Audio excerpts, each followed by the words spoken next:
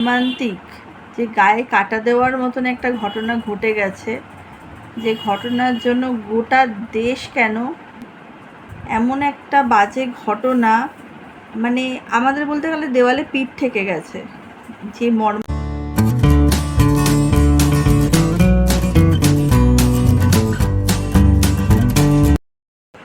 নমস্কার বন্ধুরা, আমি আজকে একটা ভিডিও নিয়ে এসেছি তোমাদের জন্য। আমি বহুদিন হয়েছে ভিডিও বানাই না, তোমরা দেখছো আমি কোনো ভিডিও আপলোডও করি না, ভিডিও বানাই না। তার কারণ হচ্ছে যে আমি সময় করে উঠতে পারি না। সত্যি কথা বলতে, যারা পারে সময় করে উঠতে তারা হয়তো ভিডিও করতে পারে, কিন্তু আমার ভিডিও করতে এতটাই ভালো লাগে, কিন্তু অথচ আমি সময়ের অভাবে করে উঠতে পারি না। তো যাই হোক, সেই সময়ের অভাবটার পেছনে কারণ হচ্ছে যে এখন আমি একটা মা, তাই আগে আমার মা মানে দায়িত্ব, যেটা আমার সন্তানের প্রতি যে দায়িত্ব, সেই দায়িত্বটাকে পালন করব। তারপরে যদি মনে হয় সময় করে উঠতে পেরে ভিডিও বানাতে পারছি, তবে অবশ্যই আবার নতুন করে ভিডিও বানাবো। সে যখনই হোক, সে এখনই হোক বা পরে হোক, যাই হোক। তো আমি মোদ্দা কথায় আসি, আমি ভিডিওটা আজকে বানাচ্ছি কেন, তার পেছনে কারণ হচ্ছে একটাই, যে ভিডিও বানাই না মানে এই না যে কারোর ভিডিও আমি দেখি না, দেখি কিছু কিছু সময় হয়তো একটু সময় বার করে মনে হলো একটু মোবাইলে যাদেরকে আর কি ভালো লাগে তাদের ভিডিওগুলো দেখি। তো এরকমই আমার একজন ভালো লাগা, যার নাম আমি বলতে চাই না, ভালো লাগা একজন দিদি আছেন যার ভিডিও আমি দেখি। তো সেই দিদি একটি মন্তব্য করেছেন, মানে মন্তব্য না, মানে ওনার মনের যে বক্তব্য, উনি কোনো খারাপ কিছু না, কিন্তু ওনার মনের যে বক্তব্য উনি সেটা বলেছেন, এবং সেটা বলেছেন বলেই আমি আজকে ভিডিওটা বানাতে বসেছি, সেটা দেখেছি বলেই। সেটা হচ্ছে আমাদের রাজ্যে যে মর্মান্তিক যে গায়ে কাটা দেওয়ার মতন একটা ঘটনা ঘটে গেছে, যে ঘটনার জন্য গোটা দেশ কেন, সারা বিশ্বের মানুষ, সারা বিশ্বের কোনায় কোনায় যত বাঙালিরা আছে সবাই এর বিরুদ্ধে প্রতিবাদে নেমে পড়েছে। রীতিমতন আলোড়ন চলছে, যেখানে এত মানুষ রাত দখল করছে, এত মানুষ জাস্টিস চাইছে, সেটা তো কোনো ইয়ার্কির বিষয় নয়। এমন একটা বাজে ঘটনা, মানে আমাদের বলতে গেলে দেওয়ালে পিঠ ঠেকে গেছে। যে মর্মান্তিক ঘটনা ঘটেছে সেটাতে এটা বোঝা যাচ্ছে যে আমাদের দেওয়ালে পিঠ ঠেকে গেছে। এই দেওয়ালে পিঠ ঠেকে যাওয়ার প্রতিবাদ যদি এখন আমরা যদি ঘুরে না দাঁড়াই, তাহলে কিন্তু আমাদের আর বাঁচার উপায় নেই। আজকে যে ঘটনা ওই বোনটার সাথে ঘটেছে, সেই ঘটনা যে অন্য কারোর সাথে ঘটবে না তার গ্যারেন্টি আমরা দিতে পারি না। সবথেকে বড় কথা, একজন মা হিসেবে আমার যেটা সবথেকে বড় ভয় কাজ করে মনের মধ্যে, সেটা হচ্ছে আমার নেক্সট জেনারেশনকে আমি যদি উচ্চশিক্ষায় শিক্ষিত করতে চাই, তো আমি যদি মনে করি সে বাইরে পড়তে যাবে, আমি যদি মনে করি সে বাইরে থেকে চাকরি করবে, আমি তাকে নিশ্চিন্তে ছাড়তে পারবো না। আমার মনের মধ্যে সবসময় ভয় কাজ করবে, তার হয়তো ভবিষ্যতে সে যখন এসব যা শুনবে, সে যখন বুঝতে শিখবে, তারও হয়তো মনের মধ্যে একটা ভয় কাজ করবে। আমার কেন, প্রত্যেকটা বাড়িতে প্রত্যেকটা বাবা মায়েদের হয়তো এই জিনিসটা নিয়ে পরবর্তী জেনারেশনের জন্য ভয় কাজ করবে। তাই সেই পরবর্তী জেনারেশনকে সুরক্ষিত রাখার জন্য একজনের সাথে হওয়া অন্যায়ের প্রতিবাদ না করলে, তার সাথে যে ধরনের অন্যায় হয়েছে তার একটা জাস্টিস হওয়া খুব দরকার। তো সেই জাস্টিসের জন্যই পথে নামতে হলে, তাই মানুষকে নামতে হবে, এবং নামতে হলে আমরা অবশ্যই সেটার জন্য নামবো এবং নামছিও। আরেকটা যেটা সবথেকে বড় ব্যাপার হচ্ছে, সেটা হচ্ছে যে আমরা বলি আমরা স্বাধীন, কিন্তু আমরা আদতেও কিন্তু স্বাধীন নই। কেন স্বাধীন নই, তার কারণ হচ্ছে আমরা স্বাধীনভাবে মেয়েরা রাত্রিবেলা পথে ঘাটে একা একা ঘুরেও বেড়াতে পারি না। স্বাধীনভাবে কোনো জায়গায় কাজ করতে গিয়ে সেখানে গিয়ে এই মর্মান্তিক ঘটনার শিকার হতে হয়। তা সুতরাং বোঝাই যাচ্ছে যে আমরা স্বাধীন ভারতে থাকলেও আমরা মেয়েরা স্বাধীন নই। আর স্বাধীনতা কিন্তু এমনি যখন আমাদের দেশ স্বাধীন হয়েছিল, স্বাধীনতা কিন্তু এমনি আসেনি। স্বাধীনতা আনার জন্য প্রচুর আলোড়ন, প্রচুর ঝড়ঝাপটা, অনেক কিছু যারা ভোগ করেছে বলেই আজকে এই স্বাধীনতা এসেছে। অনেকের প্রাণ দিতে হয়েছে বলেই এই স্বাধীনতা এসেছে। স্বাধীনতা তো চুপচাপ বসে থাকলে আসবে না। তো আমরাও আমাদের মেয়েদের নিজেদেরকে স্বাধীন করতে চাইলে আমরা বসে থাকলে আমাদের স্বাধীনতা আসবে না। তো যাই হোক, যেটা মেন কথায় আসি, যেটা আমি বলার জন্য আরও ভিডিওটা বানাচ্ছি, সেই দিদির কথা হচ্ছে যে একটা স্লোগান হচ্ছে, এবারে পুজো নয় বিচার চাই।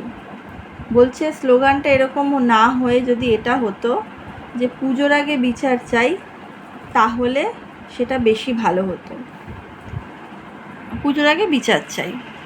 তো উনি বলতে চাইছেন যে, উনি বলছেন যে আমি এই বিচারের এগেনস্টে কথা বলছি না, আমিও চাই যে মর্মান্তিক ঘটনার বিচার হোক, কিন্তু আমি এই কথাটা এই অর্থে বলছি যে এই পুজোর সময় অনেকের রোজগার তাদের বন্ধ হয়ে যাচ্ছে, তাদের ইনকামের রাস্তা বন্ধ হয়ে যাচ্ছে। যারা হয়তো পুজোর সময় যারা জামা কাপড় বিক্রি করছে, পুজোর সময় যারা হয়তো খাবারের স্টল দেবে, পুজোর সময় ঢাকিরা, পুজোর সময় যারা ঠাকুর প্রতিমা গড়ছে, আমার একটা বক্তব্য সেই দিদিকে এটাই আমি বলতে চাই, ভালো কথা, তুমি কোনো খারাপ কিছু বলোনি, ঠিকই বলেছো। মানুষের এই বিচার করতে গিয়ে মানুষের পেটে লাথি পড়ছে, এটা তুমি বলতে চাইছো।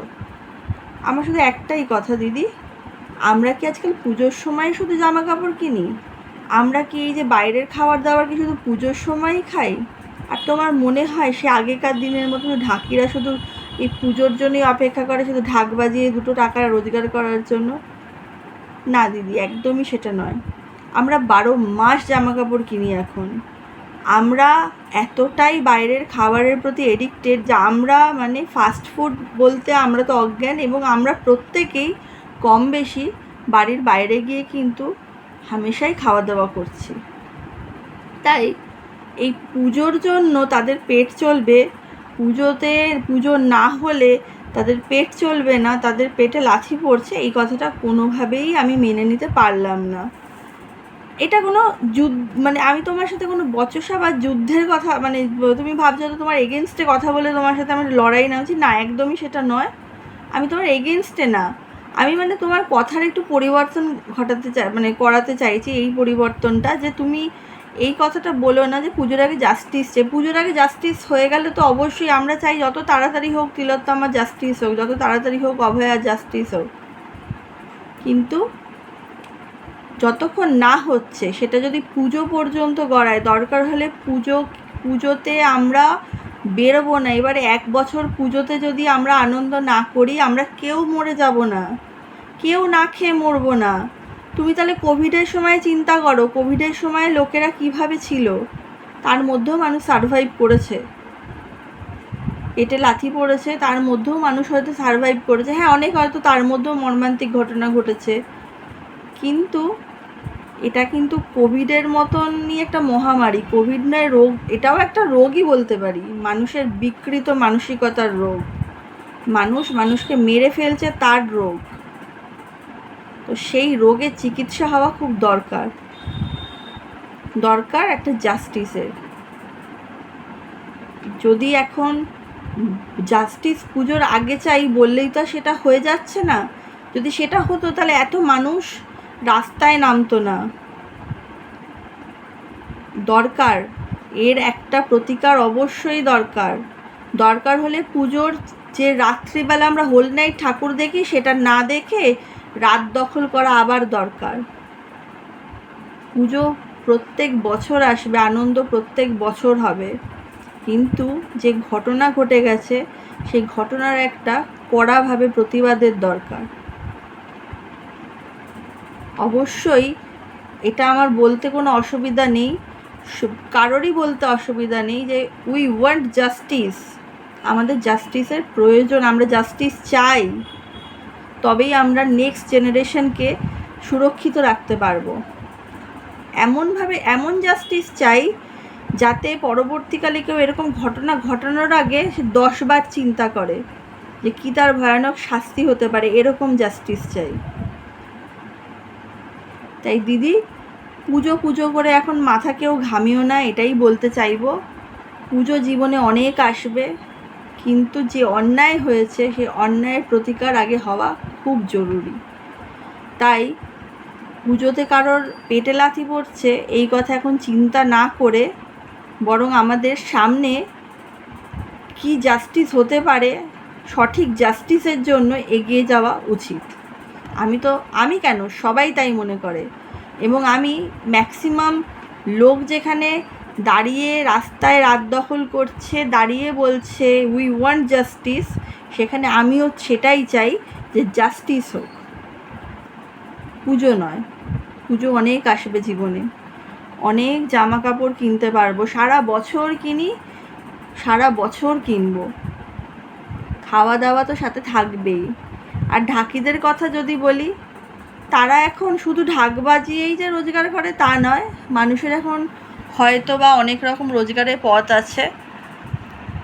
আর যারা প্রতিমার এই যে পুজোর প্যান্ডেলে যে প্রতিমাগুলো আসবে না, সেই প্রতিমার জন্য কিন্তু যত কুমোরটুলিতে মোটামুটি অনেক আগে থেকে অনেক টাকাই অ্যাডভান্স হয়ে যায়, তাই তার জন্য কোনো ক্ষতি হবে বলে আমার মনে হয় না।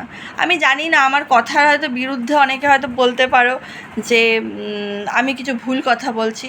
আমি জানি না আমি কি ভুল বলছি কি বলছি না, কিন্তু আমি আমার মনের দিক থেকে বলছি, আমি যেটা বলছি আমি ঠিক বলছি।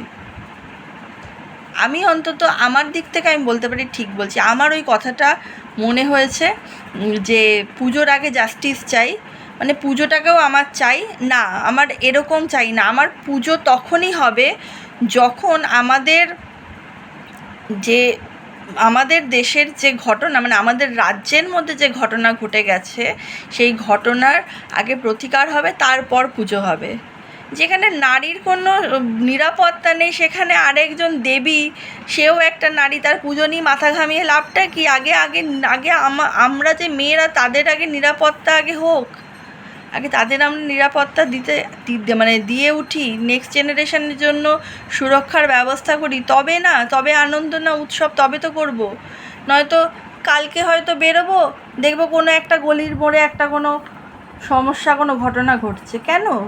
যাতে না ঘটে, আর যাতে না ঘটে, সেই জন্যই আগে আমাদের জাস্টিস দরকার, অবশ্যই দরকার।